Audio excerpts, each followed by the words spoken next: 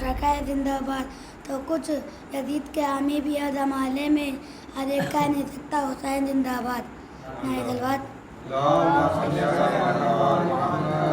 ذکر شبیر دھماکوں سے دبانے والے، ذکر شبیر دھماکوں سے دبانے والے، کتنے نادان ہیں شیعوں کو ڈرانے والے، کتنے نادان ہیں شیعوں کو ڈرانے والے. غیب سے آتی ہے صدائے مہندی، غیب سے آتی ہے صدائے مہندی، ذکر شبیر کرو ہمیں بچانے والے، ذکر شبیر کرو ہمیں بچانے والے. نعرہ صلوات.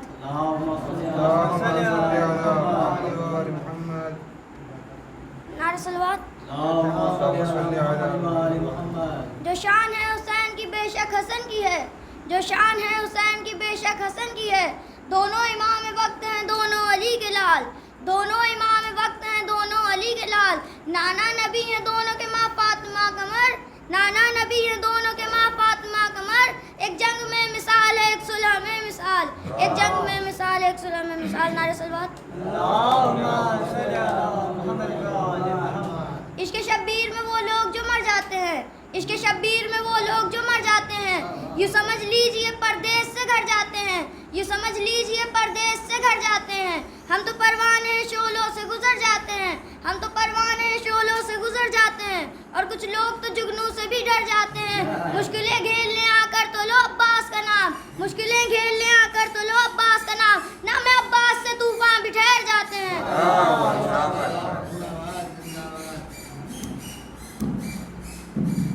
نعرہ صلوات. جب تک جیوں حسین کی مجلس وفا کروں، آنسو بہاؤں عدر رسالت ادا کروں. لے جا رہا ہوں خاک شفا ساتھ کس لیے، لے جا رہا ہوں خاک شفا ساتھ کس لیے. جنت میں بھی تو زیارت کرب و بلا کروں. نعرہ صلوات. ہر ایک قدم پہ اس لیے اترا رہا ہوں میں، عباس کے پرچم کی ہوا کھا رہا ہوں میں. تھوڑا سا عرض تھوڑی سی کھاتی شفا، تھوڑا سا عرض تھوڑی سی کھاتی شفا. جنت خریدنے کے لیے جا رہا ہوں میں. نعرہ صلوات. بلبل کو شمع پروانا چاہیے، بلبل کو شمع پروانا چاہیے. جو جو بھی کرتا ہے میرے آقا کی برائی، اسے پیدا ہونے ہی سے مر جانا چاہیے. نعرہ صلوات.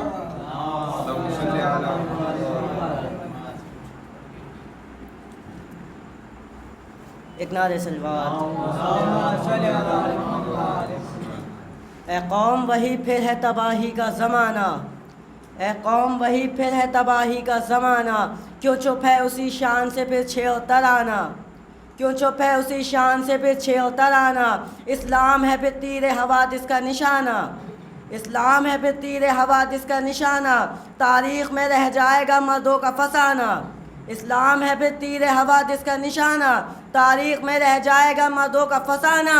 مٹتے ہوئے اسلام کا پھر نام جلی ہو، مٹتے ہوئے اسلام کا پھر نام جلی ہو. لازم ہے کہ ہر شخص حسین ابن علی ہو، لازم ہے کہ ہر شخص حسین ابن علی ہو. ایک نعرہ صلوات. ایک اور نعرہ صلوات. صرف رونا اور رلانا ہی عزاداری نہیں، صرف رونا اور رلانا ہی عزاداری نہیں. مجلسوں میں آنا اور جانا ہی عزاداری نہیں، مجلسوں میں آنا اور جانا ہی عزاداری نہیں. پرچم غازی اٹھانا ہی عزاداری نہیں، پرچم غازی اٹھانا ہی عزاداری نہیں. جس کی حساس میں شامل ہوگا کردار حسین، جس کی حساس میں شامل ہوگا کردار حسین، بس حقیقت میں وہی ہوگا عزادار حسین، بس حقیقت میں وہی ہوگا عزادار حسین. ایک نعرہ صلوات.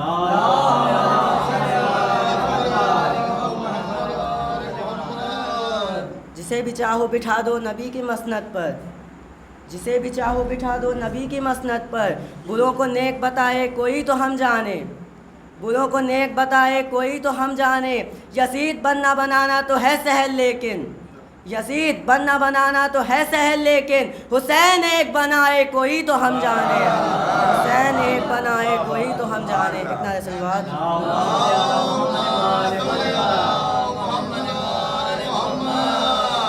آرزو زہرا کی ہے، حیدر کی دعا عباس ہے، آرزو حیدر کی ہے، آرزو زہرا کی ہے، حیدر کی دعا عباس ہے، کربلا کے واسطے حق کی عطا عباس ہے، کربلا کے واسطے حق کی عطا عباس ہے، ظالموں کے دل دہل جاتے ہیں جس کے نام سے، ظالموں کے دل دہل جاتے ہیں جس کے نام سے، ساری دنیا میں وہی ایک سور ماں عباس ہے، ساری دنیا میں وہی ایک سور ماں عباس ہے۔ نائسلوات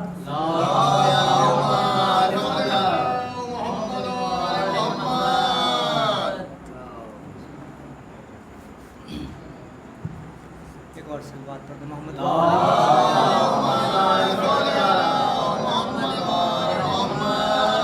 کہ ہم علی والوں کا ورثہ ہے یہ کہہ کر ایک دن، ہم علی والوں کا ورثہ ہے یہ کہہ کر ایک دن ابن حیدر نے بسط جاہ و حشم چھین لیا، ہم علی والوں کا ورثہ ہے یہ کہہ کر ایک دن ابن حیدر نے بسط جاہ و حشم چھین لیا، کٹ گئے رن میں علمدار کے بازو لیکن، کٹ گئے رن میں علمدار کے بازو لیکن کوئی کہہ سکتا نہیں اس کا علم چھین لیا، کٹ گئے رن میں علمدار کے بازو لیکن کوئی کہہ سکتا نہیں اس کا علم چھین لیا۔ صلوات پڑھ دیں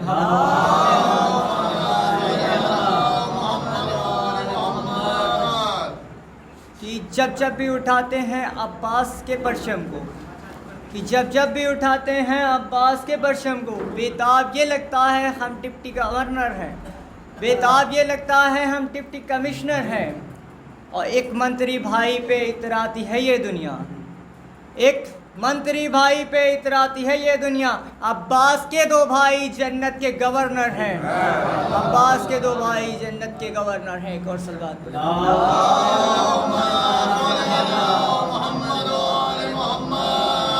داغ ماتم کے جو سینے پہ ابھر آتے ہیں، داغ ماتم کے جو سینے پہ ابھر آتے ہیں، چاند تاروں سے چمکدار نظر آتے ہیں، اور کتنے معراج پہ پہنچی ہے دعائے زہرا، کتنی معراج پہ پہنچی ہے دعائے زہرا، ساری دنیا میں عزادار نظر آتے ہیں، کتنی معراج پہ پہنچی ہے دعائے زہرا، ساری دنیا میں عزادار نظر آتے ہیں، تو اتنی حیرت سے نہ عباس کو دیکھو جبریل، کہ اتنی حیرت سے نہ عباس کو دیکھو جبریل، باپ دادا کے ہی بیٹوں میں اثر آتے ہیں، باپ دادا کے ہی بیٹوں میں اثر آتے ہیں۔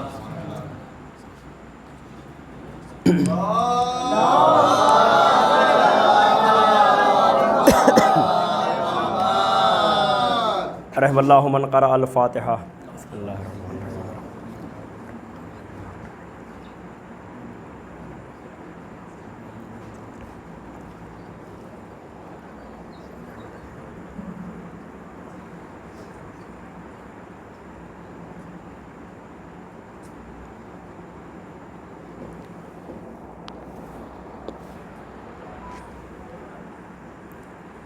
لا حول ولا قوة الا باللہ العلی العظیم۔ اعوذ باللہ من الشیطان اللعین الرجیم۔ بسم اللہ الرحمن الرحیم۔ الحمد للہ الذی ہدانا لہذا وما كنا لنہتدی لولا ان ہدانا اللہ، لقد جاءت رسل ربنا بالحق، الصلاۃ والسلام والتحیۃ والاکرام علی النبی الامی القرشی المکی المدنی المطلبی الہاشمی البطحی الابتحی التہامی الدافع جشات الاباطیل والدامغ صولات الازالین، سیدنا و نبینا و حبیب قلوبنا و طبیب نفوسنا مولانا و مولا الثقلین جد الحسن والحسین ابی القاسم محمد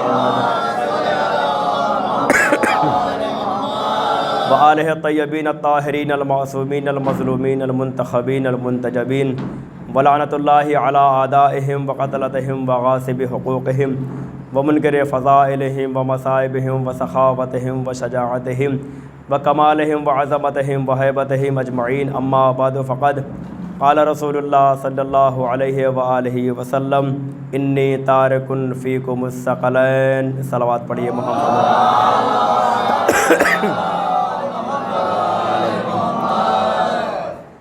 حضرات گرامی قدر، مجلس حسین چاہے کسی بھی شکل میں ہو، ایک درسگاہ ہے، سیکھنے اور سکھانے کی جگہ ہے، اور یہی وہ مجلسیں ہیں جو بتاتی ہیں کہ حق کیا ہے اور باطل کیا ہے. یہی وہ ذکر اہل بیت ہے اور مجلس حسین ہے جس کے ذریعہ یہ معلوم ہو جاتا ہے کہ آدم کا کردار کیا ہے اور ابلیس کی حرکت کیا ہے.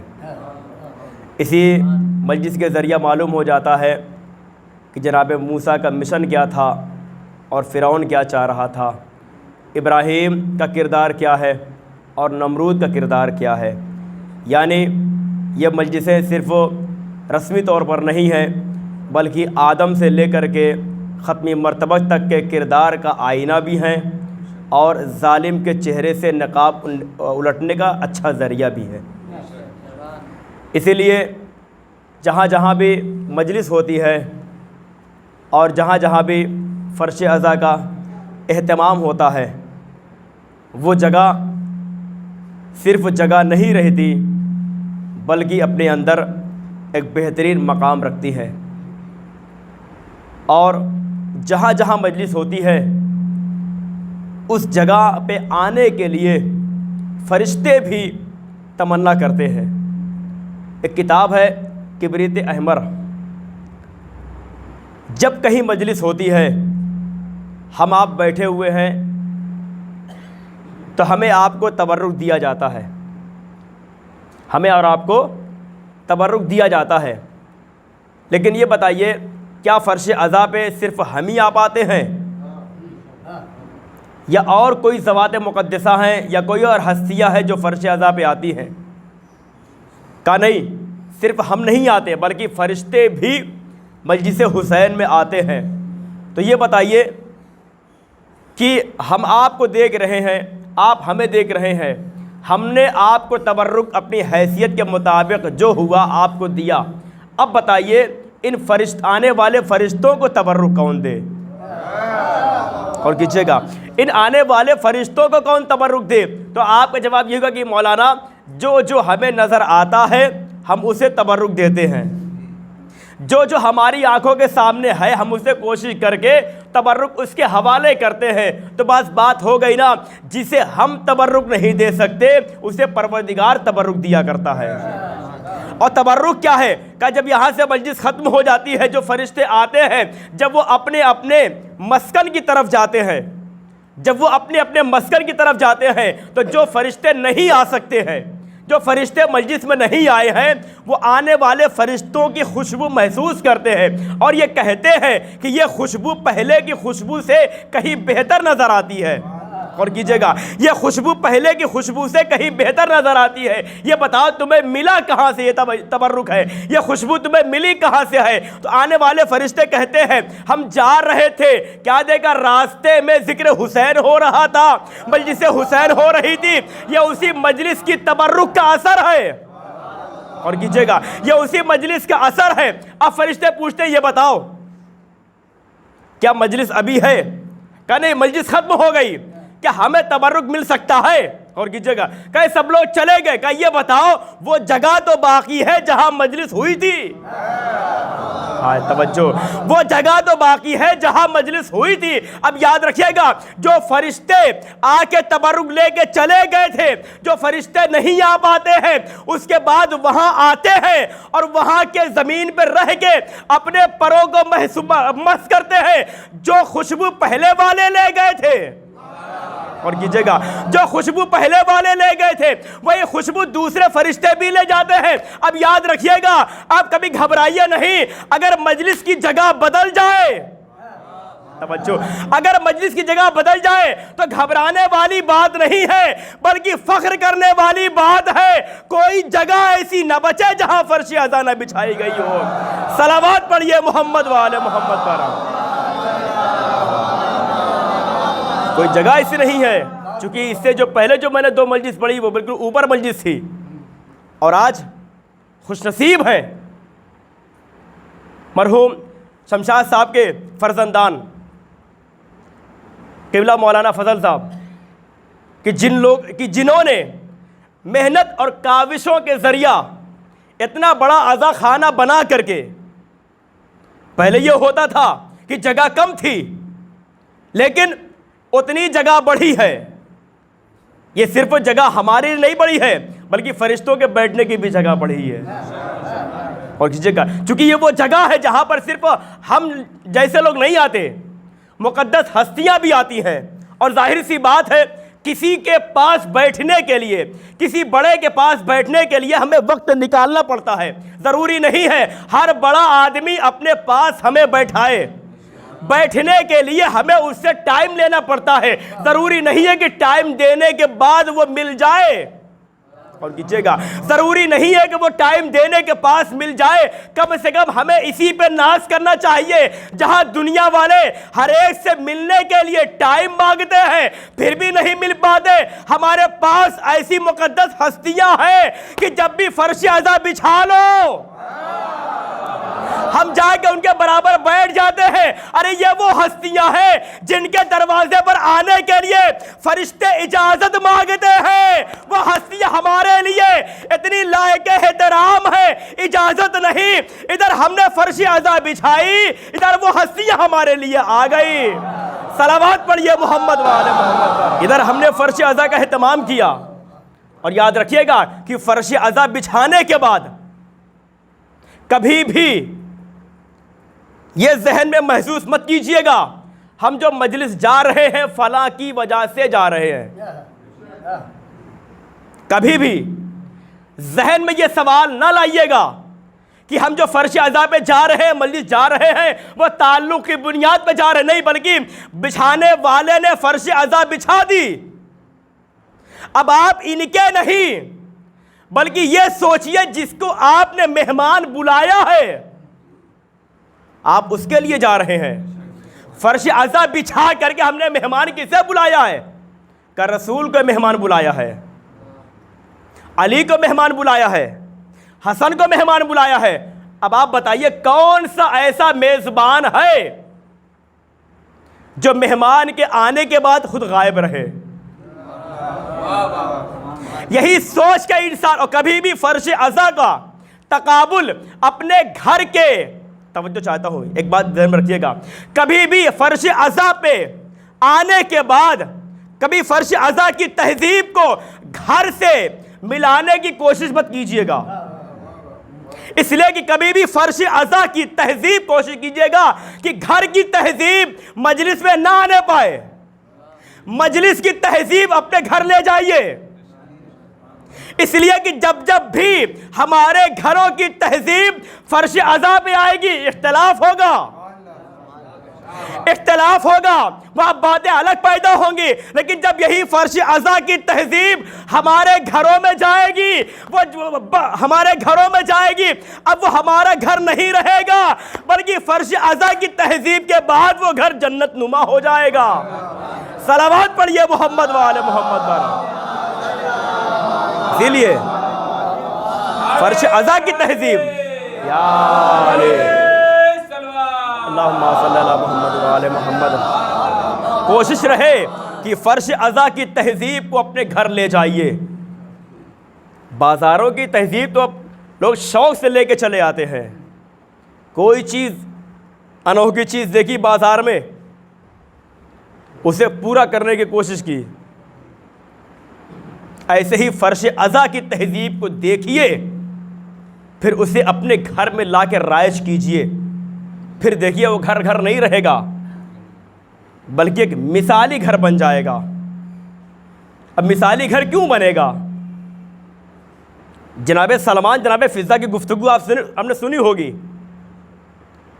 کہہ رہے ہیں کہ سلمان نے کہا یہ بتاؤ فضہ جنت میں پہلے کون جائے گا؟ تمہیں جنت میں جانے کی کتنی تمنا ہے؟ سنیں گے جناب فضہ کا جواب. جناب فضہ نے کہا سلمان جنت میں جانے کی تمنا وہ کرے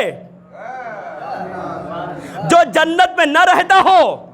توجہ چاہتا ہوں, جنت میں جانے کی تمنا وہ کرے جو جنت میں نہ رہتا ہو.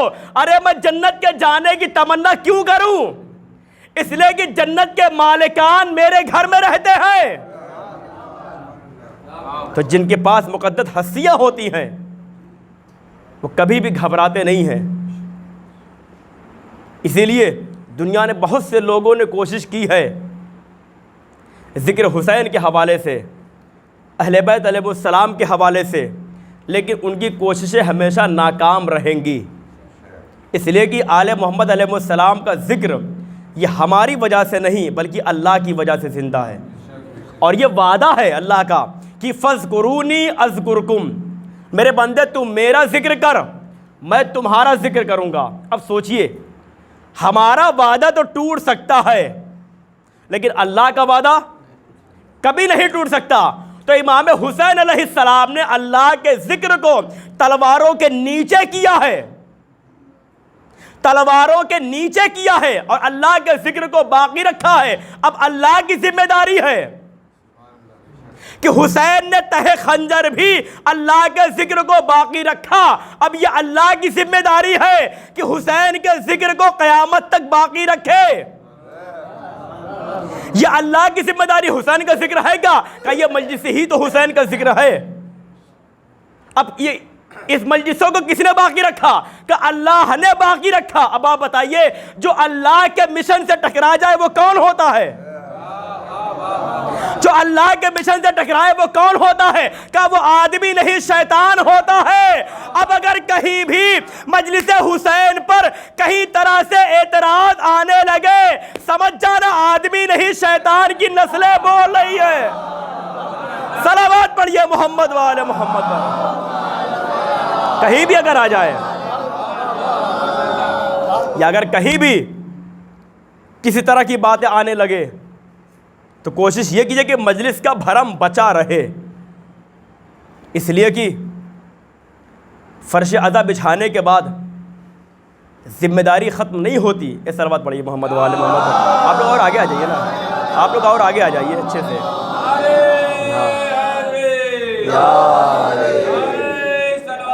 اللہم صلی اللہ محمد وآل محمد۔ فرش عزا بچھانے کے بعد ذمہ داری بڑھ جاتی ہے۔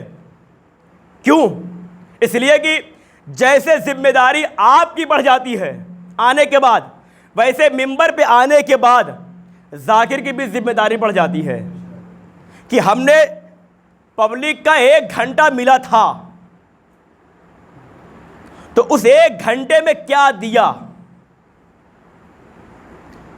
مجلس سے لوگ لے کر کے کیا اٹھے، یہ ضروری ہے کہ کچھ نہیں، انسان اگر مجلس سے اٹھ رہا ہے تو اچھی تہذیب لے کے اٹھے۔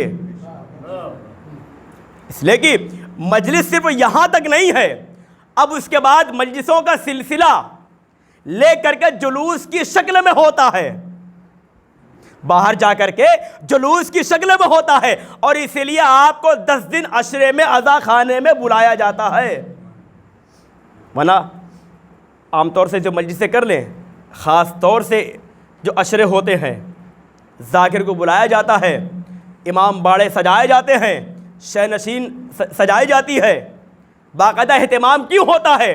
تاکہ امام حسین علیہ السلام کا پیغام لوگوں تک پہنچایا جائے، اور امام حسین علیہ السلام کا پیغام لوگوں تک پہنچا کے، عزاداروں تک پہنچا کے ان کو یہ بات بتائی جائے کہ 9 دن تمہیں بلا کے یہاں پرکھا گیا ہے،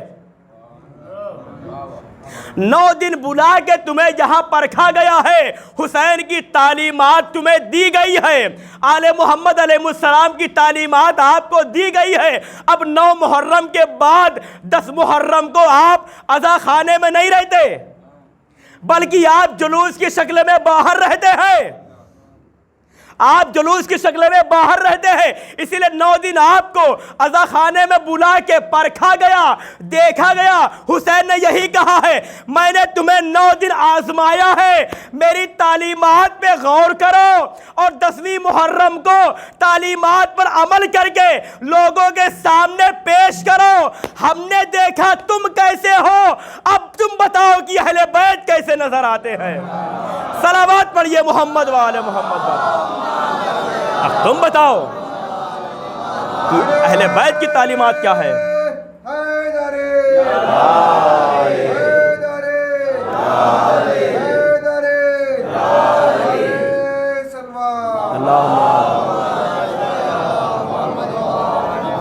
اب جا کے آل محمد علیہ السلام کی تعلیمات اصل مقصد یہ ہے کہ انسان جب ذکر میں جاتا ہے، مجلس میں جاتا ہے، تو اسے احساس ہوتا ہے. اور جہاں جہاں آپ دیکھتے ہیں سر مجلسوں میں یا تو قرآن پہ گفتگو ہوتی ہے یا حدیث معصوم کے حوالے سے گفتگو ہوتی ہے. یہی دو ذریعہ ہمارے پاس ہیں. شریعت اسلامیہ میں شیعت کی جو پہچان ہے، جو دار و مدار ہے، یا قرآن یا معصومین علیہ السلام کا فرمان، اسی حوالے سے گفتگو ہوتی ہے. اور ہونا بھی چاہیے. اس لیے کہ میں کہتا ہوں کبھی بھی مجلس کا نماز سے ٹکراؤ مت کیجیے گا. کبھی بھی مجلس کا نماز سے ٹکراؤ مت کیجیے گا، اس لیے کہ دونوں کا اپنا الگ الگ مقام ہے. مجلس بھی ہمارے لیے اہم ہے اور نماز تو ہمارے لیے واجب ہے ہی. وہ تو ہمیں پڑھنا ہی پڑھنا ہے، اس سے کسی کو انکار نہیں ہے. اور یہ جو لوگ نماز چھوڑ دیتے ہیں، یہ سمجھتے کام کی وجہ سے بڑے مصروف ہیں. نہ، اپنے آپ کو مصروف نہ سمجھیں، بلکہ مولا کائنات علی بن ابی طالب علیہ السلام کا جملہ ہے. جو لوگ مسلسل کے کام کے بہانے کی وجہ سے نماز چھوڑ دیتے ہیں، بلکہ یہ سوچیں، اس لیے کہ اللہ جب اپنے بندے سے ناراض ہوتا ہے تو اس سے روزی روٹی نہیں چھینتا، سجدے کی توفیق چھین لیتا ہے. سجدے کی توفیق چھین لیتا ہے. اور یہ بھی مولا کائنات نے فرمایا کہ یاد رکھنا، اگر تم کبھی سجدہ نہ کر سکو، نماز نہ کر سکو، تو یہ مت سوچو کہ ہمیں موقع نہیں ملا، بلکہ یہ سوچو کون سا ایسا گناہ کیا تھا کہ اللہ کو گوارا نہ ہوا یہ پیشانی میری بارگاہ میں جھکے. جب بھی سجدہ چھوٹے، نماز چھوٹے، تو اپنے گناہوں کے لیے استغفار کیجیے، دعا کیجیے. ہمارے پاس جو دونوں چیزیں ہیں، میں نے جس حدیث کا انتخاب کیا ہے، مسلسل آپ مجلسوں میں سنا کرتے ہیں رسول اسلام، تو میں کیا کہہ رہا تھا کہ مجلس اور نماز کا ٹکراؤ کبھی ہو ہی نہیں سکتا. اس لیے کہ اور یہ جو چلا ہوا ہے کہ امام حسین علیہ السلام نے نماز کو بچانے کے لیے قربانی دی ہے، نہ، چونکہ نماز تو دونوں پڑھ رہے تھے، باقاعدہ لشکر یزید والے نماز تو پڑھ رہے تھے. کوئی بتا دے کہ لشکر والے نماز نہ پڑھے ہوں؟ نہیں، نماز کو اصل نمازی بن کے پڑھنا ہے. اور کیجیے گا، نماز کو اصل نمازی بن کے پڑھنا ہے. کون نماز نہیں پڑھ رہا تھا؟ لیکن نماز میں اور مجلس میں فرق کیا ہے؟ میں کبھی کمپیئر نہیں کر رہا ہوں، ایک شوق دلانا چاہ رہا ہوں کہ انسان دونوں چیزوں میں شوق پیدا کرے، نماز کے لیے بھی اور مجلس حسین کے لیے بھی شوق پیدا کرے. اس لیے کہ جو امام حسین علیہ السلام نے سجدہ کیا ہے، اور نماز ہم کیوں پڑھتے ہیں، ہم مجلس کیوں کرتے ہیں؟ ایک جملہ کہوں، بہت اچھی بات آیت اللہ عقل غربی صاحب نے کہی تھی. کہا کہ جب ہم چاہتے ہیں، توجہ چاہتا ہوں، غور کیجیے گا، جب ہم چاہتے ہیں کہ اللہ ہم سے بات کرے، توجہ چاہتا ہوں، جب ہم چاہتے، جملہ بدلوں، کہ جب ہم چاہتے ہیں کہ کم وقت میں مجلس کرے تو ہم نماز پڑھتے ہیں. یہ جملہ بدلوں، جب ہم چاہتے ہیں کہ کم وقت میں ذکر اہل بیت کرے تو نماز پڑھتے ہیں. جب ہم چاہتے ہیں کہ تفصیل سے نماز پڑھے تو مجلس حسین میں آ جاتے ہیں. صلوات پڑھیے محمد وآل محمد. جب ہم چاہتے ہیں کہ کم وقت میں مجلس کریں تو نماز پڑھتے ہیں. نماز میں کتنا ٹائم لگتا ہے؟ صبح کی نماز حد ہے 5 منٹ لے لیجئے، لیکن کم وقت میں مجلس ہوئی کہ نہیں؟ آپ کہیں گے مولانا یہ کیسے بات کر رہے ہیں آپ، کہاں نماز اور کہاں مجلس آپ کر رہے ہیں؟ میں نے کہا نماز کے ایک ایک رکن کو آپ غور سے دیکھ لیجئے، ایک ایک رکن کو آپ غور سے دیکھ لیجئے، تو جتنا جتنا نماز میں رکن ہے، اس رکن کے ذریعہ آل محمد علیہ السلام کے فضائل آپ کو مل جائیں گے. تو اسی نماز کے ذریعہ. اور پھر نماز اور قرآن کے پڑھنے کا ذریعہ کیا ہے؟ ہم نماز کیوں پڑھتے ہیں اور قرآن کیوں پڑھتے ہیں؟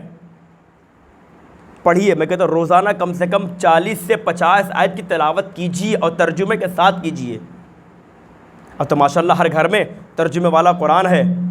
چلیے اردو پڑھنے کا بہانہ تھا، اب تو ہندی میں قرآن بھی چھپ گیا ہے، ترجمہ بھی چھپ گیا ہے، جس زبان میں چاہیں. حالانکہ ایسا نہیں ہونا چاہیے تھا، قرآن عربی میں ہی ہوتا، اس کا ترجمہ آپ کسی زبان میں کر لیجئے، لیکن عربی عبارت کو عربی عبارت رہنے دیجئے. عربی عبارت کو انگلش میں اسی لفظ کو لکھ کر کے آپ تلفظ سے مار کھا جائیں گے. عربی میں لکھ دیا، لکھا ہے غیر المغضوب علیہم ولا الضالین لکھا ہوا ہے. اب اس کے ہندی میں کیا لکھیں گے؟ جا بنا کر کے نیچے دے دیا بندی، زا ہو گیا. اب اس کو زال پڑھیں گے کہ زے پڑھیں گے کہ زواد پڑھیں گے، کیا پڑھیں گے؟ جب ہم عربی سے واقف رہیں گے ہی نہیں، جب ہم اس سے واقف رہیں گے ہی نہیں، پھر کیا ہوگا؟ اگر ہم نے کہہ دیا غیر المغضوب علیہم ولا الضالین، ٹھیک ہے، اگر زو سے کہہ دیا تو معنی سایہ ہو جائے گا، زال سے کہہ دیا معنی ذلیل و رسوا ہو جائے گا. جب ذات سے کہیں گے تب جا کے گمراہ والا معنی ہوگا. اچھا، یہ ذات سے کہا کیوں گیا ہے؟ یہ غیر المغضوب علیہم ولا الضالین کہا کیوں گیا ہے؟ اس کی وجہ یہ ہے، دو لفظ ہے، ایک لفظ مغضوب ہے اور ایک لفظ ضالین ہے. غیر المغضوب علیہم ولا الضالین دونوں لفظ ہے. مغضوب کون ہے؟ اور کیجئے گا، اور ضالین کون ہے؟ اگر ہم مغضوب کی تہ میں جائیں تو بھی ہمیں حدیث پیغمبر ملتی ہے، اور ولا الضالین کی تہ میں جائیں تب بھی ہمیں حدیث پیغمبر ملتی ہے. ولا الضالین کون کا؟ ہمیں گمراہوں کا راستہ نہیں چاہیے. توجہ، ہمیں گمراہوں کا راستہ نہیں چاہیے. آئیے ذرا اس حدیث پر پیغمبر نے کیا کہا تھا؟ میں تمہارے درمیان دو گرا قدر چیزیں چھوڑے جا رہا ہوں. پھر جملہ کیا تھا کہ ما ان تمسکتم بہما لن تضلوا بعدی. ضالین سے بنایا گیا ہے کہ لن تضلوا بعدی، جب تک ان دونوں کا دامن تھامے رہو گے میرے بعد کبھی گمراہ نہ ہوگے. اب پڑھیے غیر المغضوب علیہم ولا الضالین. اے پروردگار، ہمیں ان کا راستہ نہیں چاہیے جنہوں نے قرآن کو چھوڑا، اہل بیت کو چھوڑا ہے. صلوات پڑھیے محمد والے محمد پر.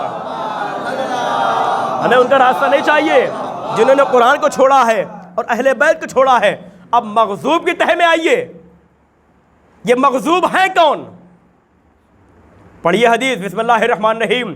فاطمۃ بضعۃ منی، جملہ کہ من ابغضھا فقد ابغضنی. جس نے فاطمہ کو غضبناک کیا اس نے مجھے غضبناک کیا. اب سوچئے، اب جس نے مجھے غضبناک کیا اس نے اللہ کو غضبناک کیا. اب جس سے اللہ ناراض ہو جائے اسے کہتے ہیں مغضوب، یعنی اللہ ان سے ناراض ہوا. اب پڑھیے قرآن کیا کہہ رہا ہے، اللہ حدیث کیا کہہ رہی ہے کہ کبھی ان کا راستہ نہیں چاہیے. توجہ چاہتا ہوں، قرآن کیا کہہ رہا ہے؟ غیر المغضوب علیہم ولا الضالین. اے پروردگار، ہمیں ان کا راستہ نہیں چاہیے جنہوں نے فاطمہ کو اذیت دی. توجہ، ہمیں ان کا راستہ نہیں چاہیے جن کے ذریعے جن سے فاطمہ ناراض ہے. ہمیں ان کا راستہ بھی نہیں چاہیے جو لوگ قرآن و اہل بیت کے دامن چھوڑے ہوئے ہیں. اس طریقے سے آپ دیکھیے، جب تک کہ عربی نہیں سیکھی جائے گی، تلفظ نہیں پڑھا کیا صحیح زیادہ کیا جائے گا تو معنی کہاں سے نکلیں گے؟ تو قرآن اور اہل بیت کبھی بھی کوشش کیجئے. میں کہتا ہوں، پھر کہتا ہوں، اگر انسان یہ صلوات پڑھیے محمد والے محمد. آپ آگے آ جائے لڑکا سا، اور آگے آ جائیے، جگہ اچھی خاصی ہے. محمد و آل محمد. ایک اور صلوات پڑھیے محمد و آل محمد پر. میں کہتا ہوں کبھی قرآن اگر نہ صحیح تو ایک بار سورہ واقعہ کو غور سے پڑھیے ترجمے کے ساتھ. دیکھے تو اللہ اپنے بندوں سے کتنا پیار کرتا ہے. انسان بے تکلف ہو کے کب بات کرتا ہے,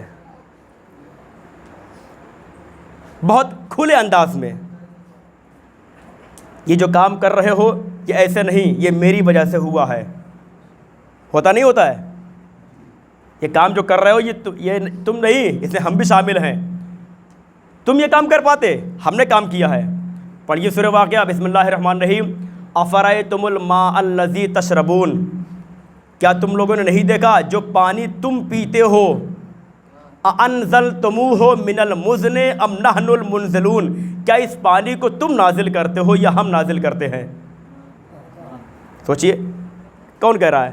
کیا پروردگار بندہ نہیں جانتا کہ پانی تو پیدا کرتا ہے؟ پھر کہہ رہے کہ افرأیتم النار التی تورون, کیا تم اس آگ کو نہیں دیکھتے جسے تم بھڑکاتے ہو. انتم انشأتم شجرتها ام نحن المنشئون, کیا اس آگ کو درختوں سے تم نکالتے ہو کہ ہم نکالتے ہیں. جو قرآن کہہ رہا ہے, اللہ کہہ رہا ہے اپنے بندے سے کہہ رہا ہے. آخر یہ مطلب کیا ہے؟ کا مطلب یہی ہے کہ جب تم اس آیت کو پڑھو گے تب تمہیں خالق اور مخلوق کا فرق سمجھ میں آ جائے گا. اسی لیے کہا گیا ہے قرآن پڑھنے سے معلوم ہوتا ہے. میں کہتا ہوں قرآن صحیح سے پڑھیے, ایک آیت ہی صحیح پڑھیے, الحمد کا سورہ ہی صحیح پڑھیے, مگر ترجمے کے ساتھ پڑھیے. بہت فضیلت ہے, چونکہ صرف سرسری پڑھ کے گزر جانا یہ تو ہماری آنکھوں کا ثواب ہے, لیکن غور و جب فکر کریں گے تو ہمارے دماغ کو بھی ثواب ملے گا اور دل کو جلا ملے گی, روشنی ملے گی. یہ قرآن اور اہل بیت, میں نے کہا تھا نا کہ انی تارکن فیکم الثقلین, میں تمہارے درمیان دو گراں قدر چیزیں چھوڑے جا رہا ہوں. ایک اللہ کی کتاب اور دوسرے میری اطرت جو میرے اہل بیت میں ہے. ما ان تمسکتم بہما لن تضلوا بعدی, جب تک ان دونوں کا دامن تھامے رہو گے میرے بعد کبھی گمراہ نہیں ہوگے. یہ کون ہے؟ کہا یہ قرآن اور اہل بیت. اب آئیے دیکھیں قرآن کیا ہے اور اہل بیت کیا ہیں. آخر پیغمبر نے دونوں چیزیں کہی ہیں, یہ نہیں کہ صرف ہم نے قرآن کو لے لیا اہل بیت کو چھوڑ دیا, یا اہل بیت کو لے لیا قرآن کو چھوڑ دیا. نہ, ان دونوں کا دامن تھامے رہنا ہے اور ان دونوں سے ہمیشہ وابستہ رہنا ہے. اب سوچئے گا, ہم ایک وقت میں ایک ہی کام کر سکتے ہیں. اس وقت اگر مجلس پڑھ رہے ہیں تو مجلس پڑھیں گے, ہم بیٹھ کے نوحہ نہیں پڑھ رہے ہیں, صرف مجلس پڑھ رہے ہیں. جب نوحہ پڑھیں گے صرف تو نوحہ پڑھیں گے, دوسرا کام نہیں کر سکتے. یہ کیا پروردگار کہا کہ دونوں کا دامن تھامے رہنا ہے. قرآن کا بھی دامن اور اہل بیت کا بھی دامن کبھی چھوٹنے نہ پائے. اور اس سے اچھا عمل ہم کبھی بتا بھی نہیں سکتے کہ ہمارے ہاتھ میں ایک بیک وقت دامن قرآن بھی ہے اور دامن اہل بیت بھی ہے. اگر آپ کو یقین نہ آئے تو رمضان میں ماہ رمضان میں شب قدر کے اعمال کو آپ دیکھ لیجئے. آئے توجہ, ماہ رمضان میں شب قدر کے اعمال کو آپ دیکھ لیجئے. آپ جب نماز کے بعد اعمال کرنے بیٹھتے ہیں تو ہوتا کیا ہے؟ ایک ہاتھ میں سر پہ قرآن ہوتا ہے, ایک ہاتھ سے زبان میں یا اللہ, یا محمد, یا علی. اب دنیا سمجھے قرآن و اہل بیت کو ایک ساتھ رکھا کیسے جاتا ہے کہ ہاتھ میں قرآن ہو, زبان پہ ذکر اہل بیت ہو. صلوات پڑھیے محمد والے محمد والے. دامن قرآن. اب اس سے اچھا پڑھ کے اور کہ ہمارے ہاتھ میں دامن قرآن بھی ہے, دامن اہل بیت بھی ہے. اب آئیے قرآن ہے کیا, کیسے دونوں کو رکھا جائے؟ تو دونوں چیزیں برابر کی ہونی چاہیے. کیسے؟ جتنا وزنی قرآن اتنا ہی وزنی اہل بیت، جتنا پاک قرآن اتنا ہی پاک، جتنا طاقتور قرآن اتنا ہی طاقتور اہل بیت۔ جو فضیلت قرآن کی، جو فضیلت اہل بیت کی، وہی فضیلت قرآن کی ہونا چاہیے۔ قرآن کے لیے کیا کہا گیا ہے؟ کہ ذالک الکتاب لا ریب فیہ، یہ وہ کتاب ہے جس کے بارے میں شک و شبے کی کوئی گنجائش نہیں ہے۔ اب اگر میں بیٹھ کے قرآن میں کوئی عیب نکالنے لگوں، آپ کہیں گے مولانا کیا بات کر رہے ہو آپ، تمہیں ممبر پہ بیٹھنے کا حق ہی نہیں ہے، اس لیے کہ تم قرآن میں عیب نکالنے لگے۔ اور قرآن میں عیب نکالنا صرف قرآن پہ عیب نہیں، اللہ کی قدرت میں عیب نکالنا ہے۔ توجہ چاہتا ہوں، اللہ کی قدرت میں عیب نکالنا ہے۔ تو اس کا مطلب کیا ہوا؟ اگر کوئی قرآن میں عیب نکالے تو دائرہ اسلام سے باہر۔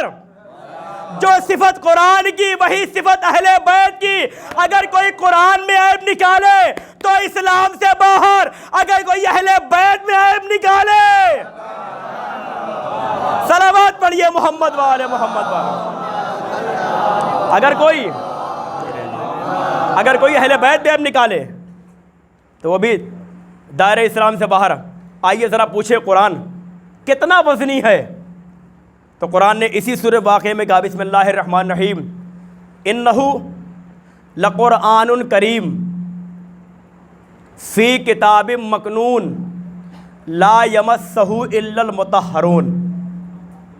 سورہ واقعہ کہ اس قرآن کو وہ نہیں مس کر سکتے جو پاک نہیں ہے نا۔ قرآن کو کون چھوئے گا؟ کہ جو پاک ہوگا۔ یہ قرآن ہے کیا؟ ہمارے سامنے دو دفتیوں کے درمیان کچھ پیج میں جو عربی عبارت ہے، بظاہر اسے ہم قرآن کہتے ہیں، لیکن اس کے چھونے کے لیے کیا شرط ہے؟ کہ طہارت یعنی باوضو ہونا ضروری ہے۔ قرآن کے حرفوں کو چھونے کے لیے باوضو ہونا ضروری ہے۔ تو جو صفت قرآن میں وہی صفت اہل بیت میں۔ جملہ بدلوں، جتنا پاک قرآن اتنا ہی پاک اہل بیت۔ اگر قرآن کو چھونے کے لیے بدن کی طہارت کی شرط ہے، اگر قرآن کو چھونے کے لیے بدن کی طہارت کی شرط ہے، تو اہل بیت سے محبت کرنے کے لیے دل کی طہارت کی شرط بھی ہے۔ صلوات پڑھیے محمد والے محمد والے۔ اگر قرآن کو چھونے کے لیے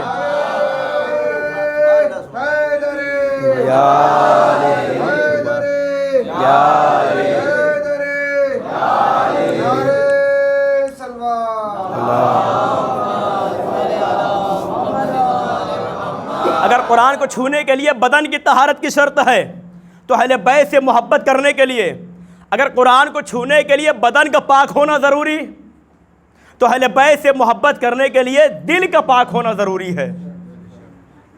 جیسے قرآن ہر ایک کی سمجھ میں نہیں آ سکتا، ویسے اہل بیت کو سمجھنے کے لیے، ان سے محبت کرنے کے لیے دل کا پاک ہونا ضروری ہے۔ پھر آئیے قرآن کتنا وزنی ہے، پوچھئے قرآن۔ اسی قرآن نے کہا، بسم اللہ الرحمن الرحیم، وَلَوْ أَنزَلْنَا هَذَا الْقُرْآنَ عَلَى جَبَلٍ لَرَأَيْتَهُ خَاشِعًا مُتَصَدِّعًا مِنْ خَشْيَةِ اللَّهِ۔ جتنا طاقت، جتنا وزن قرآن، اتنا ہی وزنی اہل بیت۔ کیا اللہ نے کہا، اگر ہم اس قرآن کو پہاڑ پہ نازل کرتے تو میرے حبیب آپ دیکھتے یہ پہاڑ خوف الہی سے ریزہ ریزہ ہو جاتا، پہاڑ خوف الہی سے ٹکڑے ٹکڑے ہو جاتا، پہاڑ خوف الہی سے راستہ دیتا نظر آتا۔ تو جتنا وزنی قرآن اتنا ہی وزنی اہل بیت، جتنا طاقتور قرآن اتنا ہی طاقتور اہل بیت۔ اگر قرآن کے نازل ہونے سے، توجہ چاہتا ہوں، اگر قرآن کے نازل ہونے سے پہاڑ میں رستہ بن سکتا ہے تو علی کے پیدا ہونے سے خانہ کعبہ کی دیوار میں در کیوں نہیں بن سکتا؟ صلوات پڑھیے محمد والے۔ جتنا وزنی قرآن اتنا ہی وزنی اہل بیت۔ اور اسی لیے اور کبھی بھی اہل بیت کا مقابلہ اپنے جیسے بشر پہ کرنے کی کوشش مت کیجیے گا۔ چھٹے امام امام جعفر صادق علیہ السلام نے یہی کہا ہے،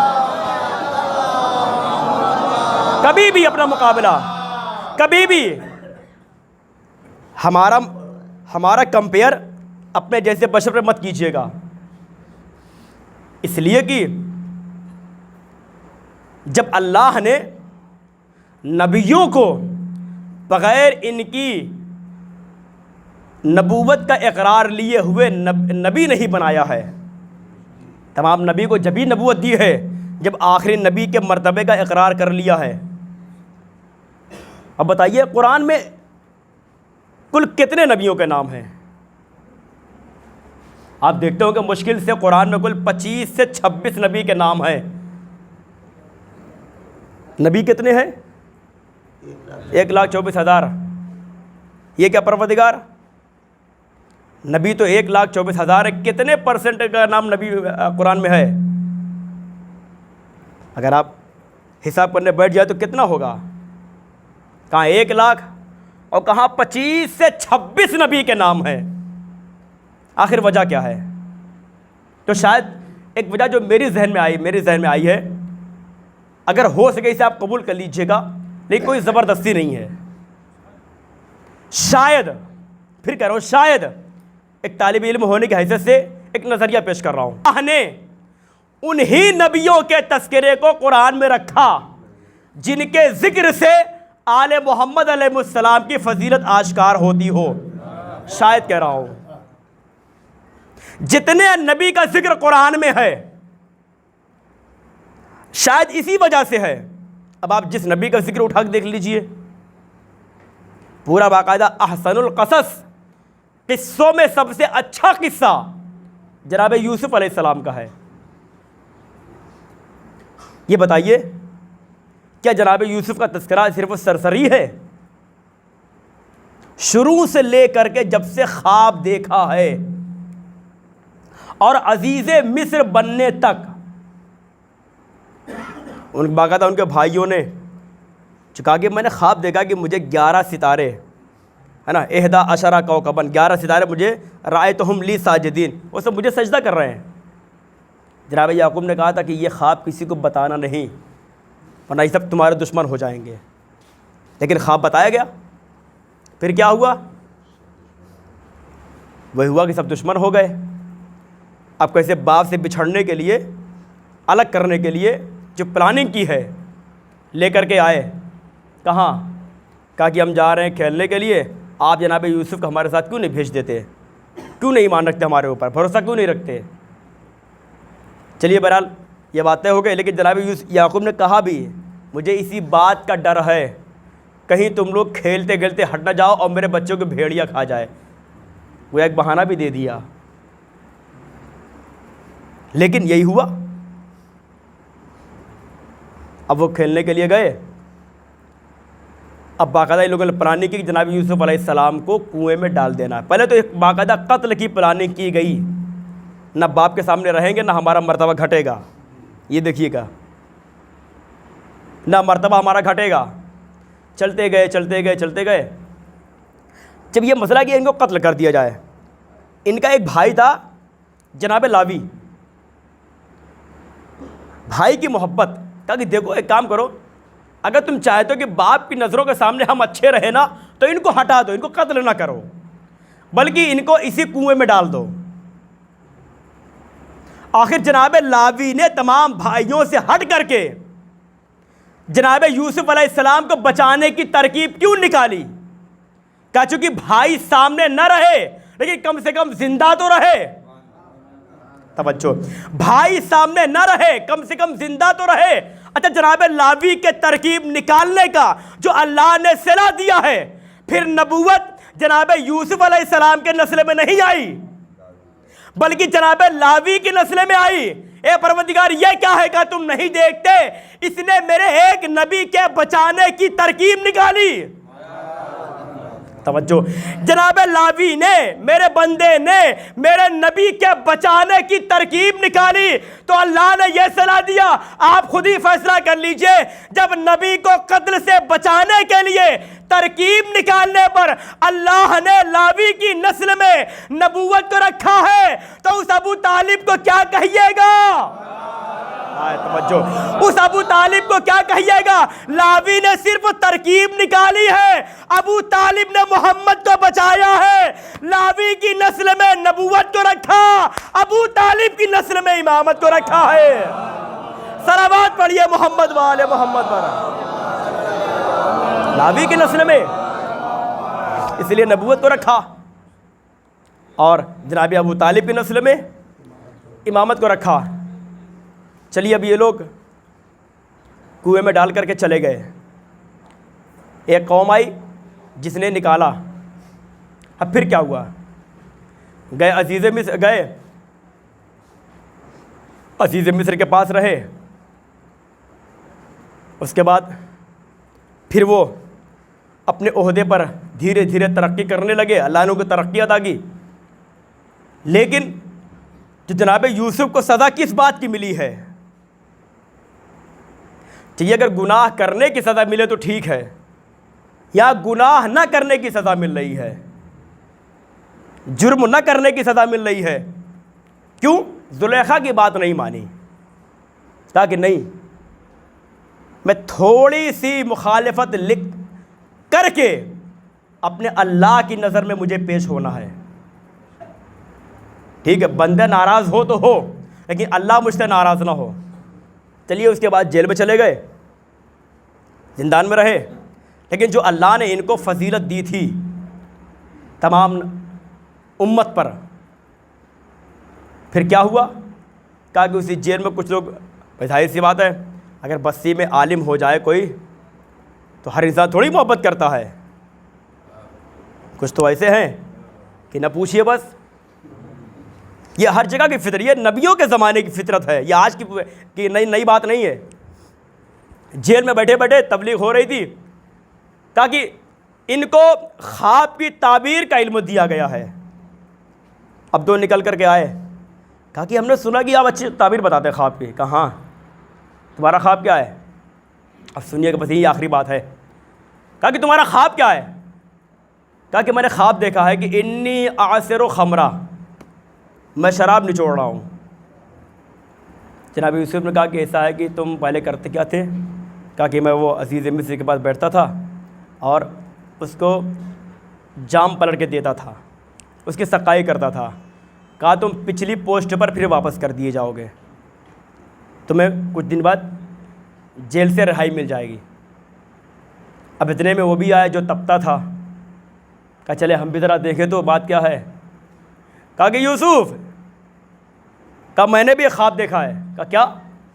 کہا میں نے دیکھا ہے کہ میرے سر پہ ٹوکری ہے اور پرندے اسے نوچ نوچ کے کھا رہے ہیں۔ ٹھیک ہے، پرندے اسے نوچ نوچ کے کھا رہے ہیں۔ جناب یوسف نے کہا کہ ایسا کہ تمہارے خواب کی تعبیر تو بہت بری ہے۔ کہا وہ کیا؟ کہا کہ ایسا کہ تمہیں سولی دی جائے گی، تمہیں تختہ دار پہ لٹکایا جائے گا۔ اب جیسے اس نے سنا ہنسنے لگا، کہہ کہ یہ دیکھو، یہ تو میں نے کوئی خواب ہی نہیں دیکھا ہے، میں تو مذاق کر رہا تھا، میں تو مذاق کر رہا تھا۔ جناب یوسف نے جو بات کی وہ قرآن نے درج کر لیا ہے۔ کیا کہا کہ قضی الامر الذی تستفتیان، اب جو دونوں کام میں نے کہہ دیا وہ ہو کے رہے گا، یہ قرآن ہے۔ اب جو دونوں کام میں نے کہہ دیا وہ ہو کے رہے گا۔ اور کچھ دن بعد جس کے لیے کہا تھا کہ تم چھوٹ جاؤ گے، داروں کا زندان آتا ہے، کہتے فلاں کون ہے؟ کہا ہاں میں ہوں۔ کہا تمہیں رہائی دی گئی۔ اب اس کے ذہن میں ذرا سے یہ ہوا کہ بات تو صحیح ہونے لگی ہے، دھیرے دھیرے بات صحیح ہونے لگی ہے، لیکن یہ جو اس نے کہا تھا کہ پتہ نہیں صحیح ہو کہ اتفاق کہہ دیا، پتہ نہیں ہو یا نہ ہو، اس کے بعد پھر اس کا پیغام آ گیا یہ صاحب کون ہے؟ کہا یہ ہے. کہا کہ انہیں سولی پہ لٹکایا جائے گا. اب اسے یقین آ گیا. بہرحال وہ چھٹ کے چلا گیا, بادشاہ کے پاس پہنچا. اب بادشاہ نے خواب دیکھا ہے. مجھے بڑی خوشی کہ آپ توجہ سن رہے ہیں, ضرور نہیں کہ ہر جگہ واہ واہی ہو, بات ذہن میں بیٹھے. اللہ نے نبیوں کے ذکر کو قرآن میں کیوں رکھا؟ اب بادشاہ نے خواب دیکھا. کیا دیکھا؟ کہ 7 موٹی موٹی گائے اور 7 دبلی دبلی گائے. الٹا کیس ہو رہا ہے کہ دبلی گائے موٹی گائے کو کھا جا رہی ہیں. یہی ہے نا واقعے میں, دبلی گائے موٹی گائے کو کھا جا رہی ہیں. اب اس نے تمام لوگوں سے کہا کہ مجھے فلاں دن خواب کی تعبیر چاہیے, میں نے دیکھا ہے. مطلب جتنے تھے آنکھ ماہو فلاں کون یہ سب پریشان تھے. اس نے سب کو بلایا لیکن کوئی تعبیر بتا نہیں سکا. جب کئی دن ہو چکا ہے تو اس نے کہا, جو جیل والا ساتھی تھا, کہا کہ بادشاہ سلامت, اگر جان کی بخشی ہو تو میں بتاؤں آپ کے خواب کی تعبیر. اب سوچئے, نوکر کہہ رہا ہے, کہہ رہا کہ سوچ لو, تم بادشاہ سے مذاق کر رہے ہو؟ کہا نہیں مذاق نہیں کر رہا ہوں. چونکہ اسے جیل والا ساتھی یاد آیا. کہا کہ ہاں ہے. کہا وہ کون ہے؟ کہا جیل میں ہے, اس کا نام یوزارسف ہے, اس کا نام یوسف ہے. اب اس کے ذہن میں وہی بات آئی کہ وہ جو ہمارا قیدی مجرم لایا گیا. اب جب جناب یوسف علیہ السلام نے وہ خواب کی تعبیر بتائی کہ ابھی جو تم موٹی موٹی گائے دیکھ رہے ہو, یہ 7 سال ایسا ہے کہ جتنا کھیتی کرو گے اتنا ہی تمہارا فائدہ ہوگا. خوشحالی ہے, جتنا ہو سکے کھیتی باڑی کر لو, لیکن 7 سال تمہارا جو اگلا آنے والا ہے وہ قحط کا زمانہ ہے. وہ قحط کا زمانہ ہے. وہ باقاعدہ کہہ رہا کہ قسم خدا کی آپ سچ کہہ رہے ہیں. کہ یوسف ایھا الصدیق, اے یوسف اے صدیق, آپ نے جو صحیح کہا ہے, یقیناً میرے خواب کی تعبیر یہی ہو سکتی ہے. آخر اس واقعے کو بیان کرنے کا مطلب کیا ہے کہ دنیا سمجھے عزیز مصر نے کیا کہا کہ یوسف ایھا الصدیق, اے یوسف اے صدیق. اس کا مطلب کیا ہے کہ ایک سچ بولنے والا, ایک جو دیکھ کے بولے وہ سچ بولتا ہے, ایک وہ ہوتا ہے جو کہہ دے وہ سچ ہو جائے. توجہ, ایک وہ ہوتا ہے جو دیکھ کے سچ بولے, ایک وہ ہوتا ہے جو کہہ دے وہ سچ ہو جائے. اس واقعے کو سننے کے بعد اب دنیا سمجھے آل محمد علیہ السلام کی فضیلت کیا ہے. یوسف نے کہا ہو گیا تو اہل بیت بھی اسے اعلیٰ منزل کے ہیں. اگر کہہ دیا تمہارے کپڑے درزی کے یہاں ہیں, بچوں اگر کہہ دیا تمہارے کپڑے درزی کے یہاں ہیں, اب جو صبح کپڑا لے کر کے آئے گا اپنے آپ کو خیاط کہے گا, رضوان نہیں کہے گا. صلوات پڑھیے محمد والے محمد والے. اپنے آپ کو حسنین کا درزی کہے گا, رضوان نہیں کہے گا. تو یوسف ایھا الصدیق, اے یوسف اے صدیق, تو اس کا مطلب کیا ہے کہ جو کہہ دے وہ ہو جائے. یہی تو مولا کائنات نے سے ایک نے سوال کیا, مولا یہ بتائیے مومن کسے کہتے ہیں اور امیر المومنین کسے کہتے ہیں؟ پہچان بتائی. کہا کہ مومن اسے کہتے ہیں اگر اشارہ کرے تو دیوار سونے کی ہو جائے. وہ مولا کائنات کے اشارے کو دیکھ رہا تھا. کہہ رہے کہ مولا کیا کہا آپ نے؟ کہا اگر مومن اشارہ کرے تو دیوار سونے کی ہو جائے. کہا وہ دیکھ رہا تھا کہ دیوار دھیرے دھیرے سونے کی ہونے لگی. کہا دیکھنے کا دیوار دھیرے دھیرے سونے کی ہونے لگی. کہا مولا یہ کیا ہو رہا ہے؟ کہا یہی تو بتانا چاہتا ہوں کہ مومن کسے کہتے ہیں اور امیر المومنین کسے کہتے ہیں. ارے اگر مومن اشارہ کرے تو دیوار سونے کی ہو جائے, امیر المومنین ارادہ کرے تو دیوار سونے کی ہو جائے. صلوات پڑھیے محمد والے محمد والے. امیر المومنین اگر ارادہ کرے, اللہم صلی علی محمد وعلی محمد. تو یوسف ایھا الصدیق, اے یوسف اے صدیق. جناب یوسف نے کیا کیا؟ خواب کی تعبیر بتائی, لیکن زندان میں کیوں گئے؟ کہا گناہ نہ کرنے کی وجہ سے، یہی تھا نا، گناہ نہ کرنے کی وجہ سے۔ کس کے لیے؟ کہا زلیخا کی نافرمانی کرنے کی وجہ سے۔ اب سوچئے یہ کون ہے؟ خدا کو نہیں مانتی لیکن جناب یوسف کے حسن کی عاشق ہو گئی ہے، اور کیجیے گا ان کی عاشق ہو گئی ہے۔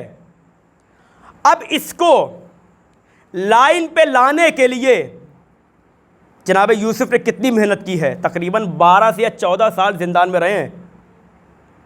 کتنے مہینے کتنے سال پریشانی اٹھائی ہے؟ یعنی ایک عورت کو راہ راست پر لانے کے لیے یہ جناب یوسف ہیں کہ جب زلیخا، جب جناب یوسف چھوٹ کے آئے ہیں، جب سارا منظر دیکھا ہے، پھر اس کے بعد جو سجدہ کرنے لگی ہے، لیکن کتنی دیر میں؟ کہا 12-14 سال لگے ہیں جناب یوسف کو محنت کر کے زلیخا کو سدھارنے میں۔ یہ نبوت کی تاریخ ہے، ہاں توجہ، یہ نبوت کا مرحلہ ہے۔ یعنی جناب یوسف نے اتنی محنت کی، تب جا کے اتنی دیر کے بعد ایک عورت کو راہ راست پہ لا سکے۔ اب دنیا سمجھے امام کسے کہتے ہیں۔ ادھر 7ویں امام زندان میں ہے، ادھر عورت فاحشہ آتی ہے گناہ کرنے کی نیت سے، ادھر فاحشہ آتی ہے مومنہ بن کے جاتی ہے۔ صلوات پڑھیے محمد وآل محمد پر۔ ادھر سوچے کتنی جلدی امام نے اس کے دل کو پلٹا ہے، اور یہی وجہ ہے کہ جو جتنی جلدی بات دل پہ اثر کرتی ہے وہ ڈرا دھمکا کے بعد اثر نہیں کرتی ہے۔ جناب ابراہیم کے ساتھ یہی تو ہوا تھا، بغیر مہمان کے کھانے نہیں کھاتے تھے۔ یہ تو آپ برابر سنتے رہتے ہیں، بغیر مہمان کے کھانا ہی نہیں کھاتے تھے۔ یہ لیجئے، بھوکے بیٹھے پروردگار کیا تو چاہتا ہے کہ تیرا بندہ بھوکا رہے؟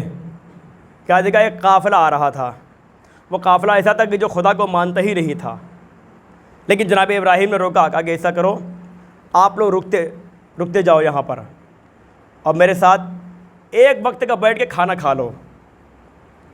خیر کہا تو لوگ رک گئے کہ اتنی اس سے کہہ رہے ہیں، خلوص سے کہہ رہے ہیں چلو ایک وقت میں کھانا کھا ہی لیا جائے، کیا جا رہا ہے۔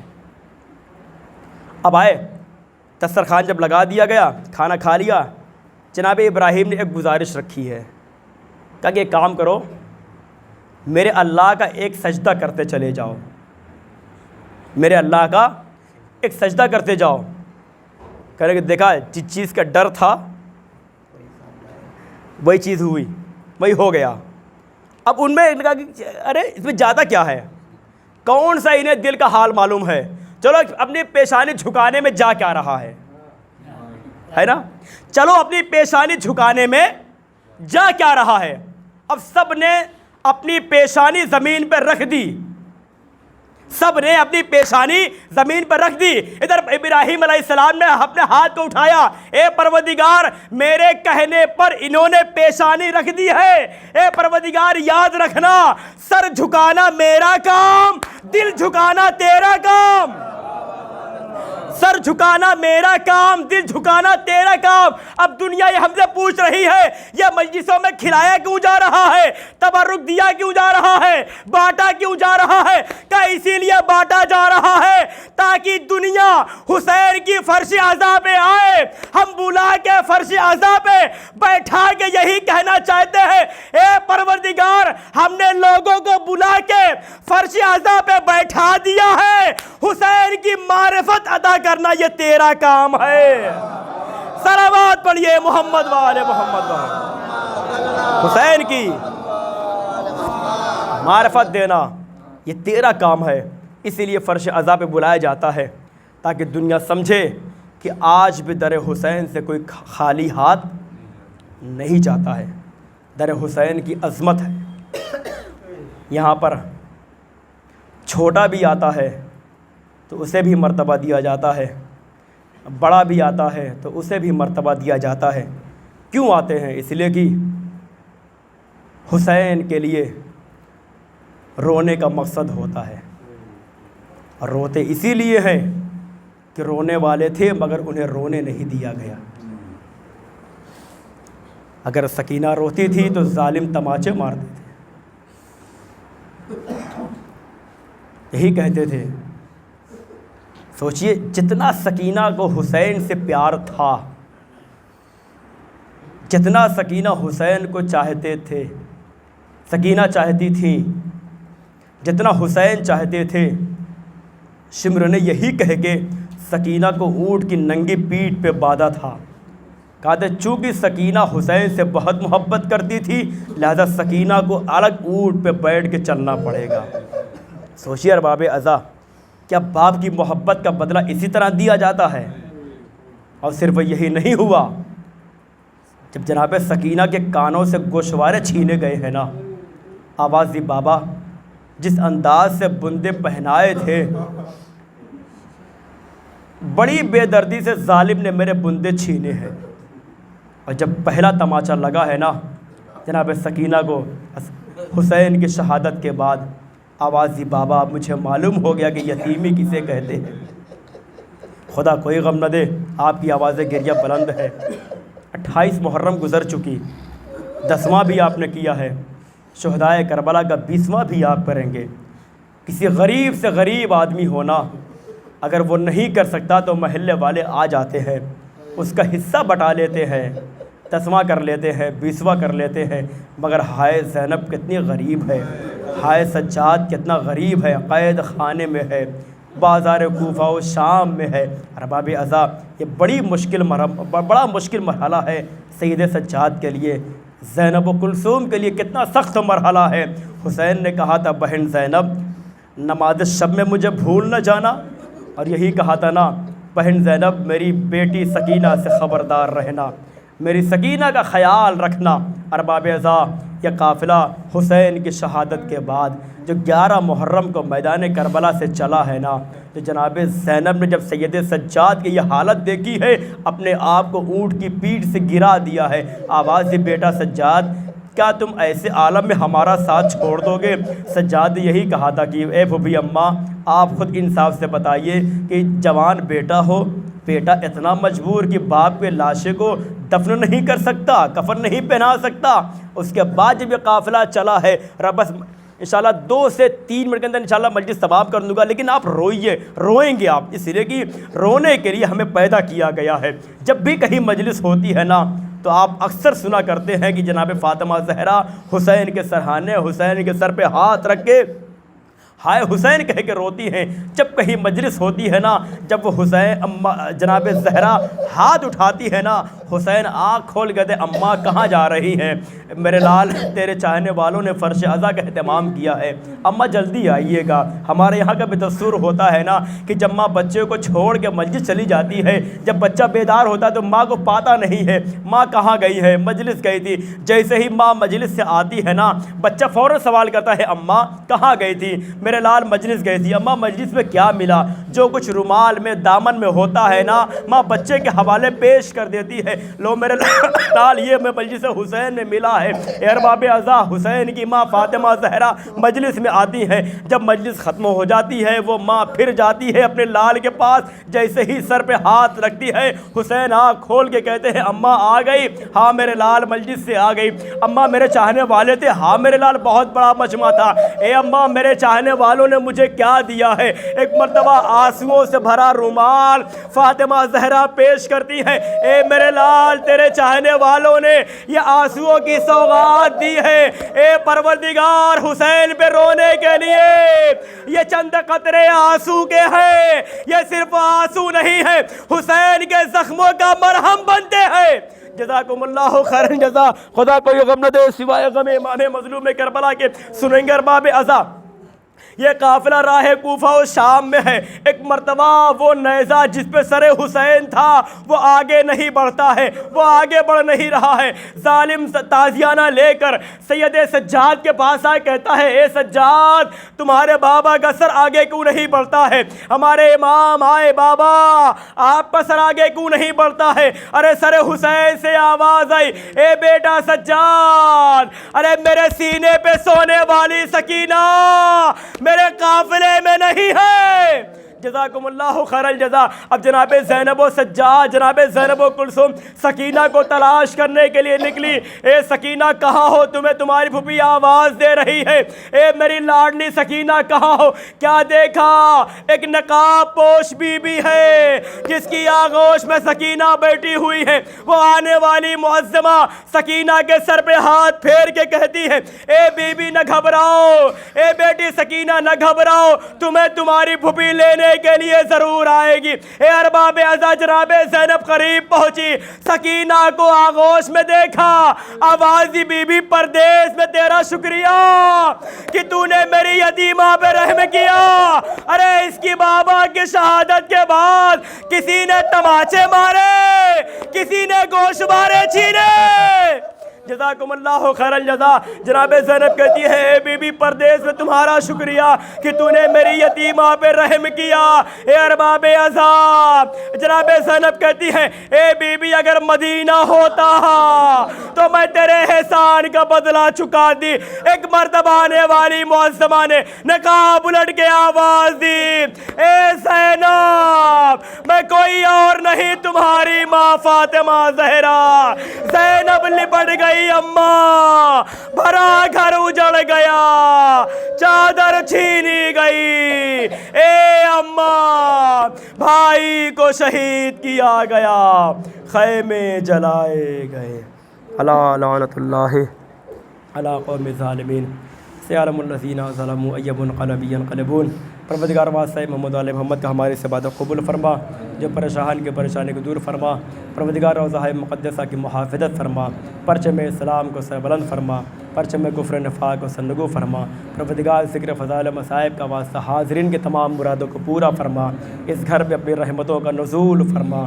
پروردگار جو بچے علم دین حاصل کر رہے ہیں ان پروردگار ان کی توفیقات میں اضافہ فرما، جو بچے جس لائن کی علم حاصل کر رہے ہیں پروردگار ان کے مقصد میں کامیابی عطا فرما۔ پروردگار ہمیں مراجع کرام کے فتوے پر عمل کرنے کی توفیق عطا فرما، مراجع کرام کی حفاظت فرما، جنت البقیع کے روضے کی تعمیر کا موقع عنایت فرما۔ جن جن لوگوں نے ڈھایا ہے پروردگار تو ان کی نسلوں کو تباہ و برباد فرما۔ پروردگار زمانے کے امام کے ظہور میں تاجل فرما، ہمیں امام کے ناصری میں شمار فرما۔ ربنا تقبل منا انکا انت السمیع العلیم۔ ماتم حسین۔